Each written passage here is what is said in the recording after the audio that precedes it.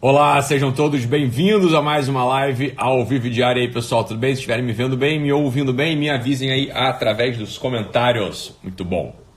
Deixa eu ver quem é que tá aí com a gente. Chegando. Boa. E aí, Ju, Thaís, beleza? Que bom, pessoal. Então, mais um dia aqui. Acabei de chegar no Rio.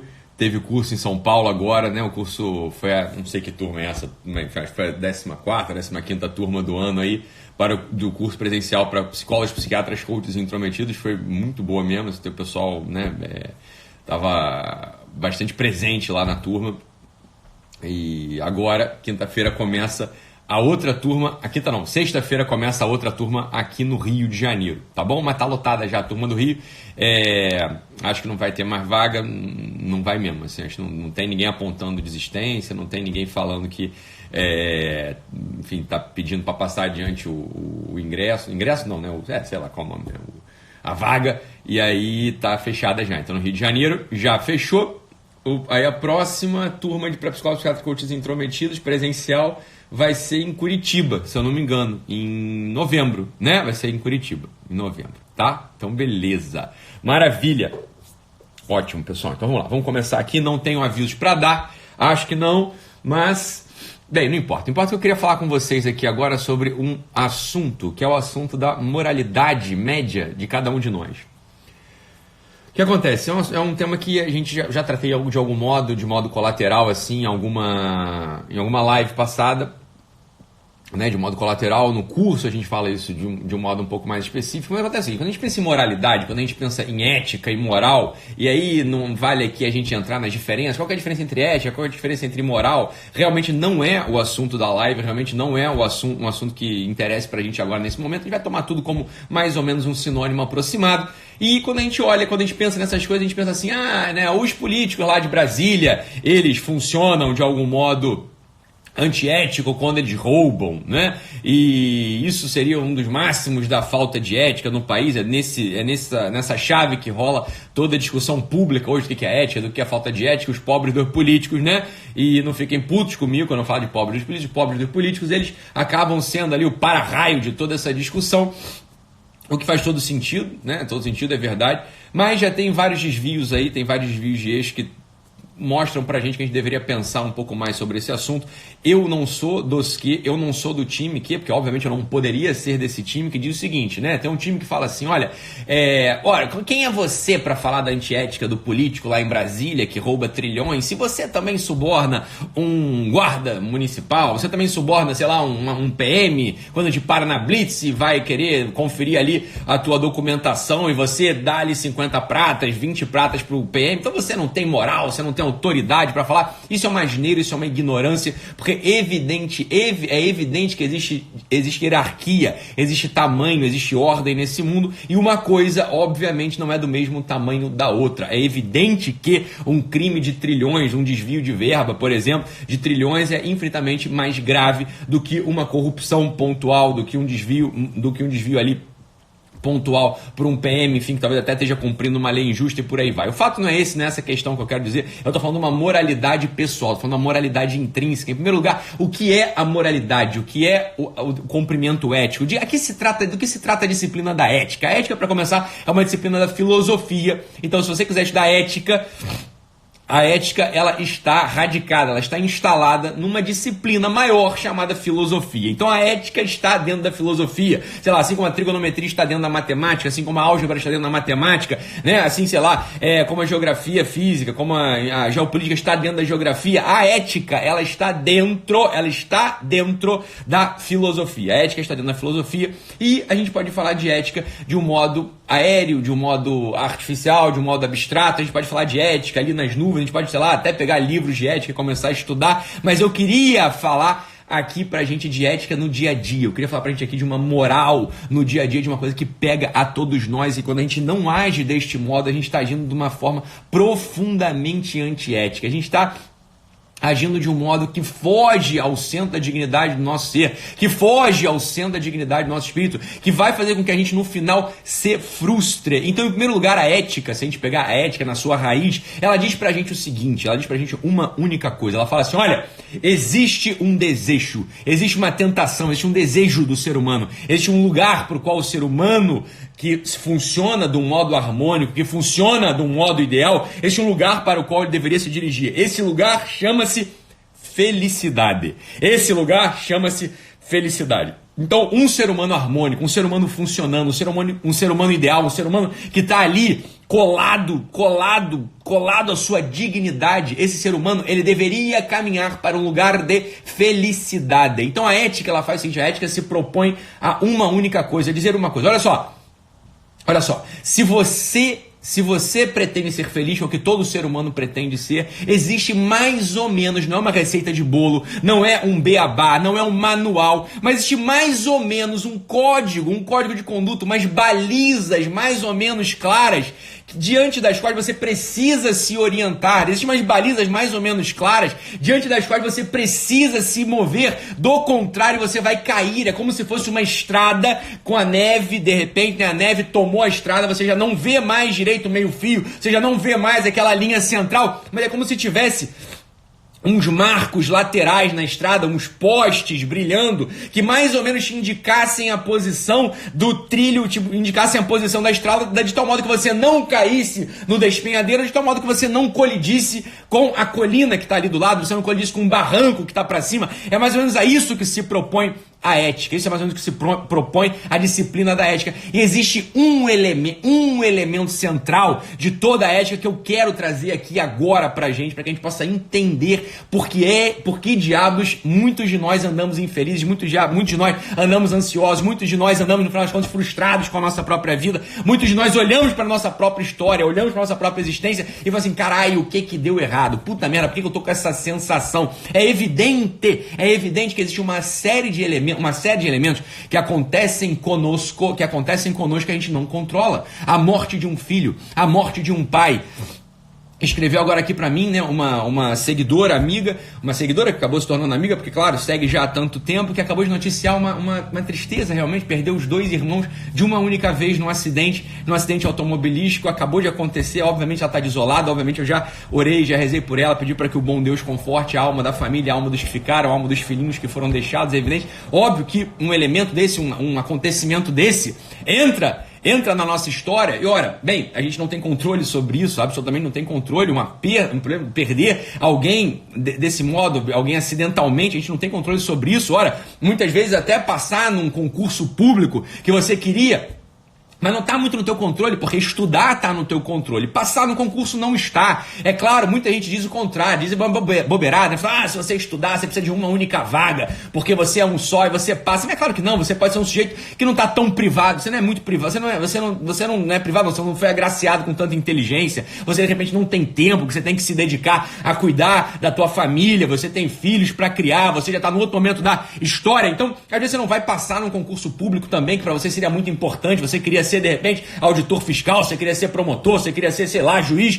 e você não vai conseguir, porque você está num momento de vida, uma circunstância específica que você não pode se dedicar daquele modo específico ali ao estudo, então você não vai passar, existem tantos elementos na nossa vida que fogem do nosso controle, que um elemento, que é esse que eu quero falar com a gente aqui hoje, existe um elemento que esse sim a gente pode controlar, e que quando a gente controla esse elemento, quando a gente mergulha nesse elemento, quando a gente assume esse elemento como próprio, põe pra dentro da gente, a gente anda por uma primeira vez dentro de um trilho moral, de um trilho ético, de tal modo que a felicidade ela começa a aparecer, mas aparece de um jeito esquisito, ela não aparece como aqueles fogos de artifício no céu, ela não aparece como se fosse um shot ali de uma droga que você tomou para ter uma percepção falsa, uma percepção passageira, transitória de uma alegria, de uma felicidade. Não, muito pelo contrário. Ali, esse elemento, que é o elemento específico no qual aparece a sua vocação, é um elemento maximamente odiado pela maior parte dos brasileiros, que é uma dicotomia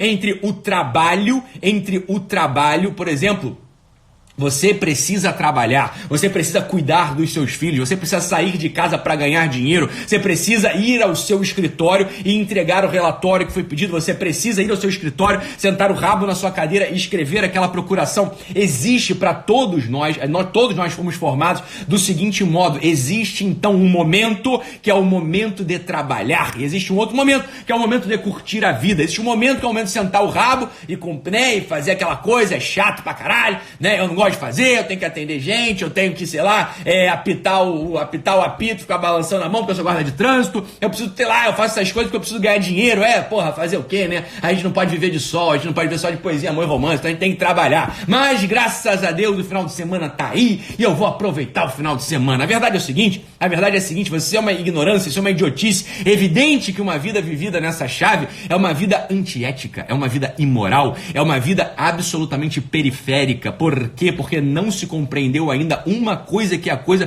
fundamental da história humana. Cada segundo, cada instante, cada ato humano deveria ser preenchido de uma intenção amorosa, ou seja, toca a cada ser humano, cabe a cada ser humano, cabe a cada homem concreto, mulher concreta, na atividade que ele está desenvolvendo ali, seja trocar a fralda cagada de um filho, seja escrever um relatório maçante, seja bater uma vitamina no liquidificador para que você possa se alimentar antes de ir para o seu treino, sei lá, qualquer uma dessas coisas é ocasião de encontro com o seu núcleo, com o núcleo da sua ação, com o núcleo agente. Não fugir desta porra, não fugir deste lugar é justamente o princípio da felicidade nesse mundo. Não fugir desse lugar de ação, desse lugar central, desse lugar nuclear é o que vai te instalar, num lugar que é o lugar onde todo mundo deseja estar, que é um lugar chamado a própria vocação ou o sentido da vida. É isso que eu estava falando outro dia. O sentido da vida, ele não se encontra, a gente não encontra o sentido da vida entre livros, procurando qual é o sentido da vida. A gente não encontra também o sentido da vida de joelhos diante do sacrário, fazendo uma prece ao bom Deus. A gente não encontra o sentido da vida numa masturbação mental no travesseiro à noite. A gente não encontra o sentido da vida nesses lugares. Esses lugares, quando praticados, seja uma oração diante do Santíssimo, seja, por exemplo, uma leitura intelectual, seja uma masturbação mental num travesseiro à noite, se a gente vai a estes lugares desconectados da intensidade, da presença, da pessoalidade, dos atos concretos de cada dia, a nossa vida é traição, a nossa vida é frustração, a nossa vida vai ser uma grande bolha de sabão. Eu estava vendo aqui outro dia os stories do pessoal lá do Formação do Imaginário, que é uma conta aí do Instagram muito boa, fantástica, maravilhosa, e lá tinha uma representação, parecia que era um afresco no teto de uma capela, não sei se era uma capela católica ou não, na Alemanha, fantástica, era uma caveira, um esqueleto, com uma foice, então representando a morte, soprando uma bolinha de sabão, soprando aquele canudinho com a bolinha de sabão, e as bolinhas de sabão saindo da ponta do canudinho, como que representando justamente aquelas bolinhas de sabão, representando esse limite instável, esse limite propriamente frágil da vida humana, ou seja, você pode estourar a qualquer momento, meu filho, como quem diz, a morte pode vir e pode te ceifar a qualquer momento. Então, se a gente não está preparado para a morte, teremos vivido uma vida vazia, a gente vai viver uma vida sem intensidade, uma vida, dito de outro modo, uma vida indigna, uma vida antiética, uma vida imoral, ainda que você nunca tenha subornado um guarda de trânsito, ainda que você nunca tenha pago uma propina, ainda que você nunca tenha desviado trilhões de dólares dos cofres públicos, a sua vida terá sido pessoalmente, não socialmente, pessoalmente imoral. É uma imoralidade lidar com a vida humana deste modo blasfemo. É uma imoralidade lidar com a tua biografia deste modo sacrílego, não valorizando a intensidade de cada ato, não estando presente em cada ato e entendendo que é no cumprimento da tua vida, no cumprimento do teu dever, na matéria mais intranscendente de cada dia, no limpar o rabo de um filho,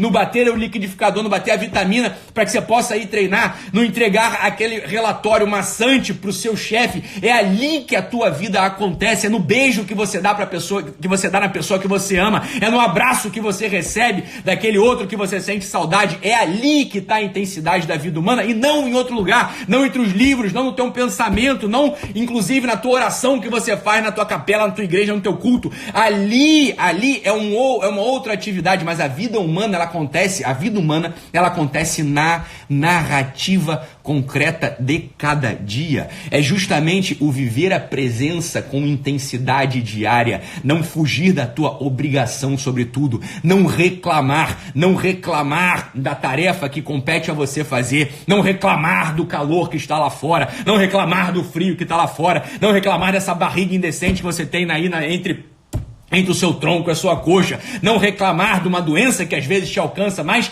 pelo contrário, olhar para aquilo e agir naquilo, estar naquilo, amar aquela circunstância de algum modo e a partir dessa circunstância, então, ser, porque quando a gente reclama, quando a gente nega o nosso dever, quando a gente nega a ação humana que compete a cada um de nós, fazer nesse mundo, a gente está negando a própria substância da nossa vida, a gente está negando o próprio lugar narrativo. A nossa narrativa da vida, da nossa vida, é propriamente a substância dessa mesma vida. Assim como num livro, num romance, existem personagens e lugares que ambientam esses personagens, e tudo isso, tanto os personagens quanto o lugar no qual acontece aquele romance, tudo isso é justamente a história, tudo isso é justamente a substância daquele romance. Assim também a nossa vida, que não é um romance, a nossa vida é propriamente uma narrativa concreta, uma narrativa pessoal, vital, mas também a nossa vida tem personagem e lugar. Negar o personagem, negar o lugar, ou seja, negar o lugar, ou seja, nosso corpo, negar o lugar, ou seja, a nossa raça, a nossa cor, negar o lugar, ou seja, a nossa circunstância financeira, negar, por exemplo, o lugar onde a gente nasceu, as pessoas com as quais a gente convive, é negar a nossa história. Muito pelo contrário, assumir isso e agir a partir dali de modo amoroso e intenso é o que vai dar justamente o brilho e a maravilha de uma vida vivida em plenitude, de uma vida vivida eticamente, de uma vida vivida moralmente, de uma vida que está inscrita dentro da sua própria vocação e, portanto, está de mão dada, está abraçada, está articulada com o sentido mesmo dessa vida. Esse é o desejo, não negar a circunstância concreta, estar ali dentro vivendo com intensidade. Muito bom, meus amigos, voltamos amanhã. Nos vemos mais uma vez nesse mesmo horário e nesse mesmo canal. Deem um print nessa live, divulguem aí que a gente está de volta. Valeu, pessoal, um abraço e fiquem com Deus. Até amanhã. Tchau, tchau.